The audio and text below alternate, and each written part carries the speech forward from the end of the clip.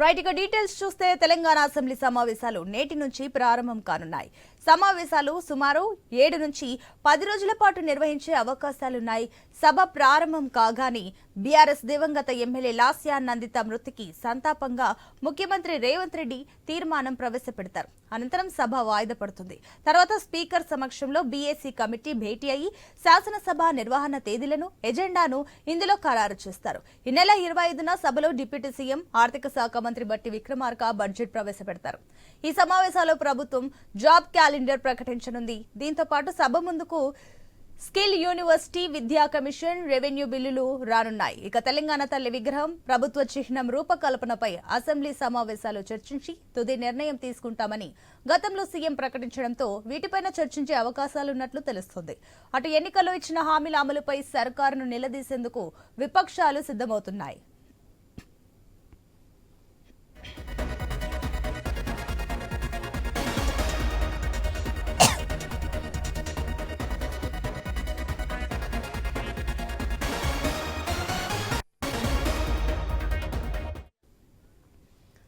గత డిసెంబర్లో జరిగిన శాసనసభ సమావేశాలకు శస్త్రచికిత్స కారణంగా బీఆర్ఎస్ అధినేత మాజీ ముఖ్యమంత్రి కేసీఆర్ హాజరు కాలేదు.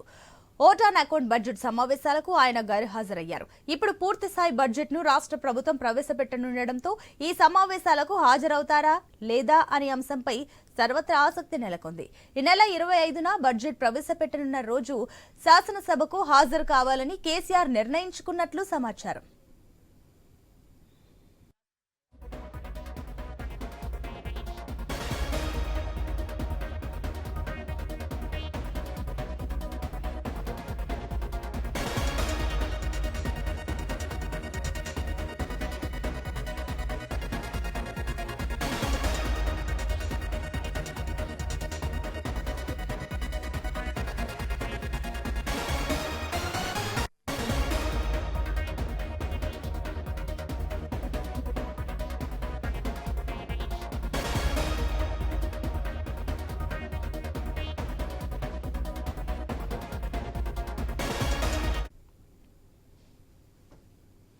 బడ్జెట్ సమావేశాల్లో ప్రభుత్వాన్ని పలు అంశాలపై గట్టిగా నిలదీయడానికి బీజేపీ సిద్ధమైంది. ప్రధానంగా ఎన్నికల హామీలను అమలు చేయాలని డిమాండ్ చేయనుంది.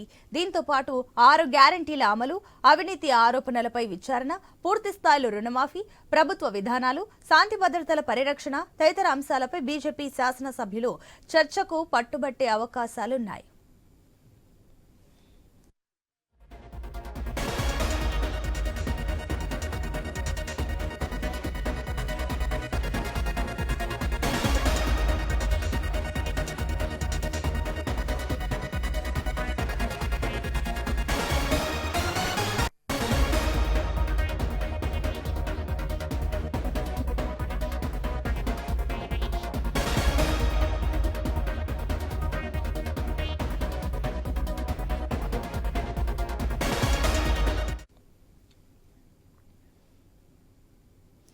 రైట్ ఇక తెలంగాణ అసెంబ్లీ సమావేశాలు నేటి నుంచి ప్రారంభం కానున్నాయి. సమావేశాలు సుమారు 7 నుంచి 10 రోజుల పాటు నిర్వహించే అవకాశాలున్నాయి. ఇక సభ ప్రారంభం కాగానే బీఆర్ఎస్ దివంగత ఎమ్మెల్యే లాస్యా నందిత మృతికి సంతాపంగా ముఖ్యమంత్రి రేవంత్ రెడ్డి తీర్మానం ప్రవేశపెడతారు. ఇంకా అసెంబ్లీకి సంబంధించిన మరిన్ని డీటెయిల్స్ మా బ్యూరో చీఫ్ రాజు అందిస్తారు.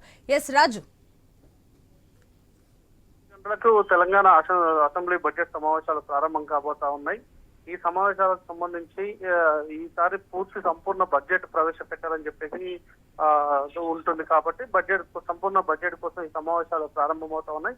11 గంటలకు ప్రారంభమైన ఈ సమావేశంలో ప్రధానంగా మొదటి రోజు లాస్యా నందిత ఇటీవల కారు ప్రమాదంలో చనిపోయినటువంటి కంటోన్మెంట్ శాసనసభ్యురాలు లాస్యా నందితకు సంబంధించినటువంటి ఆమె మృతికి ఇలా సంతాప సభ పెట్టబోతున్నారు. అంటే సంతాప తీర్మానం పెట్టి ఆమె యొక్క సేవలను కానీ ఆ కుటుంబానికి సంబంధించిన అంశాలపైన కూడా ప్రతి పార్టీ నుంచి ఒకరు మాట్లాడేటువంటి అవకాశం ఉంటుంది. ఆ తర్వాత సభ రేపటికి వాయిదా పడతా ఉంది. రేపు కౌన్సిల్ కూడా సభతో పాటు ఉంటుంది.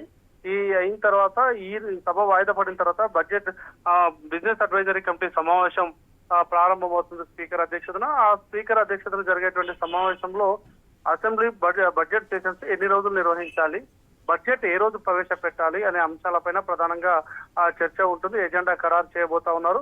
ఆ తర్వాత ఇందులో ఇంకా ఏ అంశాలు ఈసారి పరిగణలోకి తీసుకోవాలి, ఇక్కడ సభ్యులు లేవనెత్తేటువంటి అంశాలు, వివిధ పార్టీలు లేవనెత్తే అంశాలు ఏవైతే ఉంటాయో వాటన్నిటిని ఆధారంగా ఈ రోజు బిజినెస్ అడ్వైజరీ సమావేశంలో నిర్ణయం తీసుకుంటారు. ఎస్ రాజు, మరోపక్క చూసుకున్నట్లయితే ఈ ఏదైతే అసెంబ్లీ సమావేశాలకు సంబంధించి అటు మాజీ సీఎం కేసీఆర్ హాజరవుతారా లేదా అన్న ఉత్కంఠ ఒక పక్క తెలుస్తుంది. దీనికి సంబంధించిన డీటెయిల్స్ ఏంటి? అసలు ఈసారి కేసీఆర్ హాజరయ్యే సూచనలు ఏమైనా ఉన్నాయా? ఏమంటుంది పార్టీ క్యాడర్? పార్టీ నుంచి ఇంతవరకు అధికారిక సమాచారం అయితే లేదు. ఈ రోజు సభ వాయిదా పడిన తర్వాత మధ్యాహ్నం బీఆర్ఎస్ ఎల్పీ సమావేశం తెలంగాణ భవన్ లో జరుగుతుంది. అక్కడికి మాత్రం కేసీఆర్ హాజరు కాబోతా ఉన్నారు. అయితే ఇప్పుడు ప్రస్తుతం ఉన్నటువంటి సమాచారం మేరకు బడ్జెట్ ప్రవేశపెట్టేటువంటి రోజు మాత్రము కేసీఆర్ సభకు హాజరవుతారని చెప్పేసి కూడా తెలుస్తా ఉంది. అది ఇప్పటి వరకు అయితే అధికారికంగా ఖరారు కాలేదు, కానీ కేసీఆర్ హాజరవుతారా లేదా అనేది ఇంకా సందేహాత్మకంగానే ఉంది. పార్టీ వర్గాలు కూడా స్పష్టం చేసేటువంటి పరిస్థితుల్లో లేవు. కేటీఆర్ గానీ లేదంటే హరీష్ రావు గాని చెప్తే తప్ప దానికి ఒక కన్ఫర్మేషన్ వచ్చేటువంటి పరిస్థితి లేదు. వాళ్ళెవరికి కూడా నిన్న హరీష్ రావు కూడా మాట్లాడుతూ దానిపైన ఇంకా స్పష్టత లేదు అని మాత్రమే చెప్పడం జరిగింది. సో బడ్జెట్ మనకున్నటువంటి సమాచారం మేరకు బడ్జెట్ ప్రవేశపెట్టే రోజు కేసీఆర్ సభకు హాజరు కాబోతున్నారని మాత్రం సమాచారం ఉంది. అయితే అది ఇంకా అధికారికంగా ఫైనల్ కావాల్సిన అవసరం ఉంది సునీత. ఇప్పుడు రాజు, మరోపక్క చూసుకున్నట్లయితే జాబ్ క్యాలెండర్ విషయంలో ప్రతిపక్షాలు ప్రధానంగా ప్రస్తావిస్తున్నాయి. ఈ అసెంబ్లీ సమావేశాలు దీనికి సంబంధించి ఏమైనా డీటెయిల్స్ ఉన్నాయా? దానికి సంబంధించి కూడా చర్చించాలంటే బిజినెస్ అడ్వైజరీ సమావేశంలోనే ఎజెండా ఖరారు అవుతుంది. బిజినెస్ అడ్వైజరీ సమావేశంలో ఆయా పార్టీలు ఇచ్చేటువంటి ప్రతిపాదనని ప్రభుత్వం ఏ రకంగా అంగీకరిస్తుంది, ఏ అంశాలపైన చర్చకు అవకాశం ఇస్తుంది అనేది చూడాల్సిన అవసరం ఉంటుంది. ఎందుకంటే ఆ బిజినెస్ అడ్వైజరీ సమావేశంలో నిర్ణయం తీసుకోకుండా సొంత ఎజెండాలకు పోయేటువంటి అవకాశం ఉండదు. ఒకవేళ సభలో 0 hour లో కానీ లేదంటే వాయిదా తీర్మానాల రూపంలో ప్రతిపక్షాలు ఏమన్నా అడిగితే దానికి సంబంధించిన అంశాలపైన మళ్ళీ డైవర్ట్ అయ్యే అవకాశం ఉంటుంది. ఖచ్చితంగా ఈ జాబ్ క్యాలెండర్ కావచ్చు, నిరుద్యోగుల అంశం కావచ్చు, గ్రూప్ 1 గ్రూప్ 2 కి సంబంధించిన సమస్యలు ఏవైతే వాటన్నిటిపైన కావచ్చు, ఇతర రైతులకు సంబంధించిన అంశాలు, రుణమాఫీకి సంబంధించిన అంశాలు ఏవైనా సరే ప్రతిపక్షాలు అయితే అడిగేటువంటి ప్రయత్నం చేయడానికి సిద్ధంగా ఉన్నాయి. అటు పార్టీ అధికార పార్టీ ఏ రకంగా స్పందిస్తుంది, స్పీకర్ ఏ రకంగా అనుమతిస్తారని మాత్రం చర్చనీయాంశం. Right Raju, thank you.